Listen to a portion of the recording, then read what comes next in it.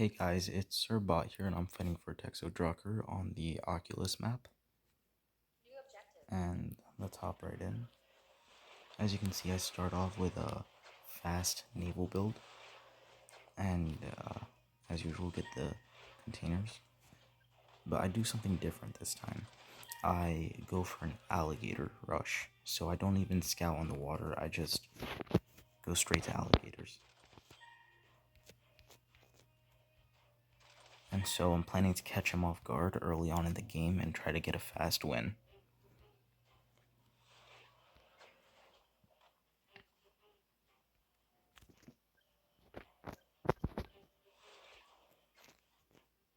As you can see, before this battle, I was kind of getting angry at the game. I kept fighting gold boosters, and so I went for basically a lot of gold this game because I was just basically mad at the game. And so I'll go for 3 alligators, and I form them up into a line right here.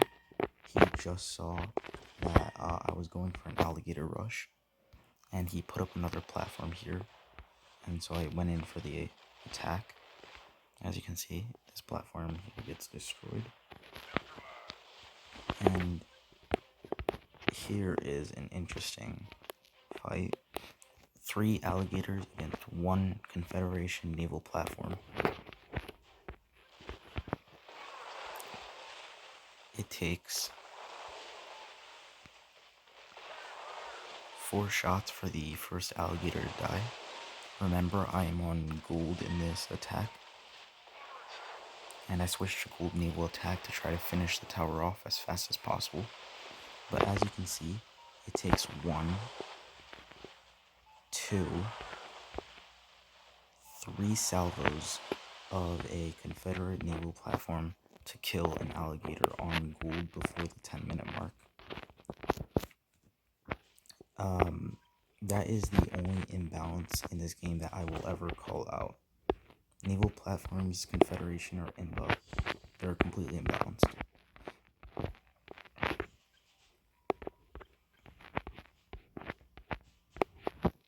As you can see though, I realized that a naval play is pretty much useless at this point. He has maxed out naval platforms, and that means that his base is pretty much impenetrable from the sea. And so I decide to go for a land naval composition to try to basically distract him on the sea and hit him from the back here.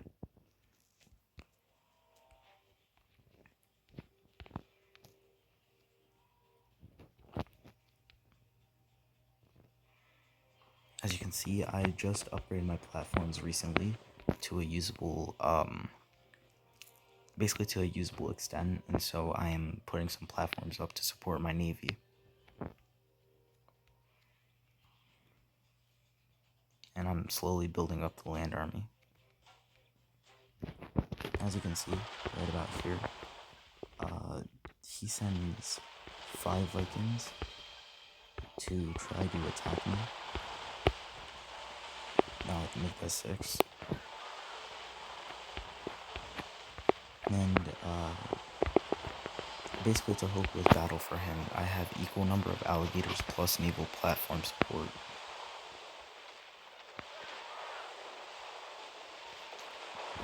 And 7. He sent a lot in. As you can see, I just produced a new alligator. And so 3 alligators live through the fight. Out of, I believe, 5, make it 6 because that one is newly produced. And this Viking comes here, just basically to die. Waste of a Viking. Either way, as you can see, my land army is at a somewhat decent size. And I move this coyote in to scout and try to see if he has any defenses on land that I should be worried about or that I know will, like, stop this attack from working.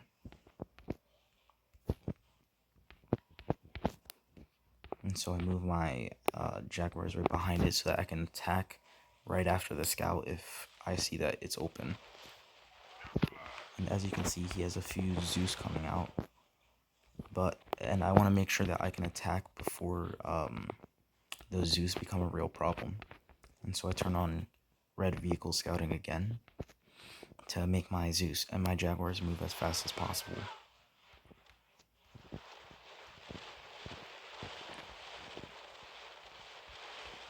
I move back to here and then I turn on gold vehicle attack because the Zeus shred Jaguars. As you can see, 3 destroyed 5 Jaguars right there, or 4 Jaguars out of 5, and they weren't even in good formation.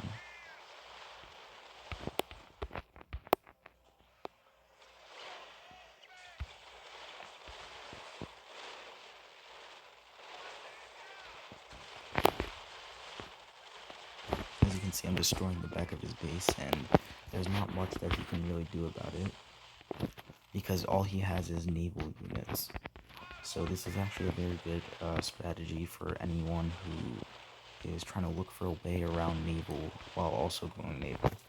For Confederation, it would be a hammer type of strategy where you build up hammers in the background while making Vikings and stuff, and try to finish the game like that. And as you can see, he sent his Vikings up this way to attack my side here, and I didn't notice it immediately. That's why I didn't really fix my alligator formation or turn on any boosts. And right about now, you'll see that I notice it, and I turn on gold defense because that is a lot of Viking. And now there's just platforms and 1 alligator. It doesn't, those resistance platforms don't stand a chance against this many Confederation naval units, or Vikings. And so I lost the sea, basically.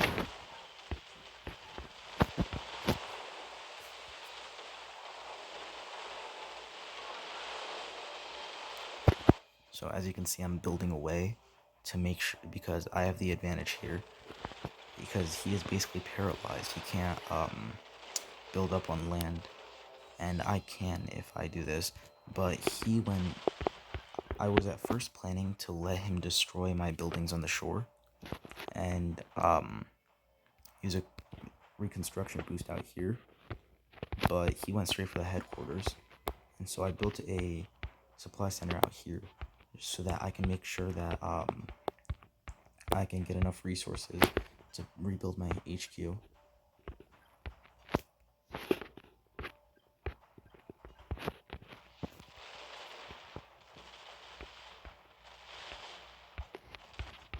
As you can see, he's still paralyzed, and I am just slowly trying to build up my resource count. I saw that assault right there, this one annoying assault, and so I sent this Jaguar that was moving down here, I sent it back to try to destroy it before it actually does any real damage. And as you can see, I have 1,000 resources, so I built an HQ up here.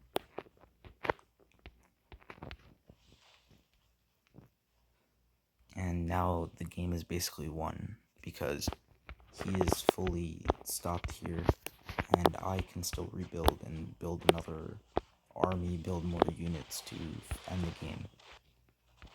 As you can see, he makes one desperate attempt after that after that Jaguar here destroyed his assault here, and then he quits the game, realizing that it's a lost cause. He has no chance of winning this. And so right about now I start doing contracts.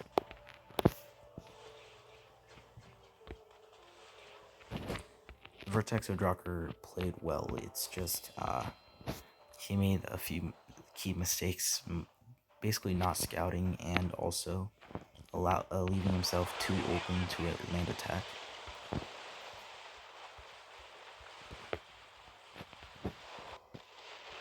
Either way, though, it was a good fight, and he played very well.